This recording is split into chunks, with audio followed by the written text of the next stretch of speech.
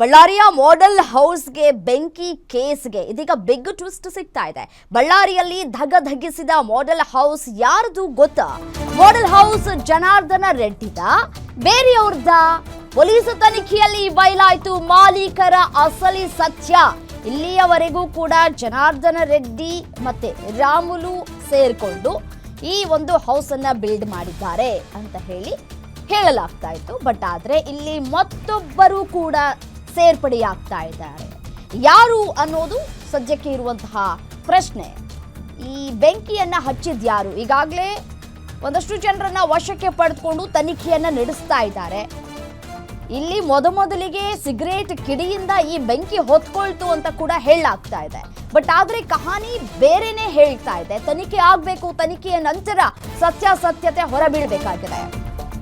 ನೋಡಿ, ಪಂಚಭಾಷಾ ನಟಿ ತಾಯಿಯ ಜಾಗದಲ್ಲಿದ್ದಂತಹ ಮಾಡೆಲ್ ಹೌಸ್, 100 ಕೋಟಿ ಆಸ್ತಿಯ ಒಡತಿ ಮಾಯಾ ಕೃಷ್ಣ.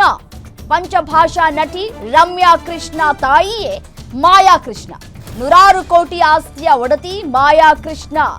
ಬಳ್ಳಾರಿಗೂ ಮಾಯಾ ಕೃಷ್ಣಗೂ ಲಿಂಕ್ ಇರೋದು ಗೊತ್ತಾಗ್ತಾ ಇದೆ. ರಮ್ಯಾ ಕೃಷ್ಣ ತಾಯಿ ಮಾಯಾ ಕೃಷ್ಣ ಬಳ್ಳಾರಿ ಮೂಲದವರು. ರಿಯಲ್ ಎಸ್ಟೇಟ್ಗೆ 82 ಎಕರೆ ಜಾಗವನ್ನ ನೀಡಿದಂತಹ ಮಾಯಾ ಕೃಷ್ಣ ವಿಲ್ಲಾಗಳನ್ನು ಮಾಡಿ ಮಾರಾಟ ಮಾಡೋದಕ್ಕೆ ಒಪ್ಪಂದ ಕೂಡ ಆಗಿತ್ತು ಅನ್ನೋದು ಗೊತ್ತಾಗ್ತಾ ಇದೆ. ರಿಯಲ್ ಎಸ್ಟೇಟ್ ಕಂಪನಿ ಮತ್ತು ಮಾಯಾ ಕೃಷ್ಣ ನಡುವೆ ಮನಸ್ತಾಪ ಶುರುವಾಗಿದೆ. ಇದೇ ಜಮೀನಿನ ಮೇಲೆ ಜನಾರ್ದನ ರೆಡ್ಡಿ ಕೂಡ ಕೇಸ್ ದಾಖಲು ಮಾಡಿದ್ದಾರೆ.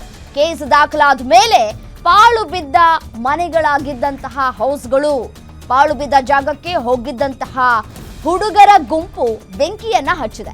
ಹುಡುಗರನ್ನ ವಶಕ್ಕೆ ಪಡೆದುಕೊಂಡು ವಿಚಾರಣೆಯನ್ನ ನಡೆಸ್ತಾ ಇದ್ದಾರೆ ಬಳ್ಳಾರಿ ಅಧಿಕಾರಿಗಳು, ಪೊಲೀಸ್ ಅಧಿಕಾರಿಗಳು. ನೋಡಿ, ಎಲ್ಲಿಂದೆಲ್ಲಿಗೆ ಸಂಬಂಧ ಇದೀಗ ಹೋಗ್ತಾ ಇದೆ ಅಂತ ಹೇಳಿ.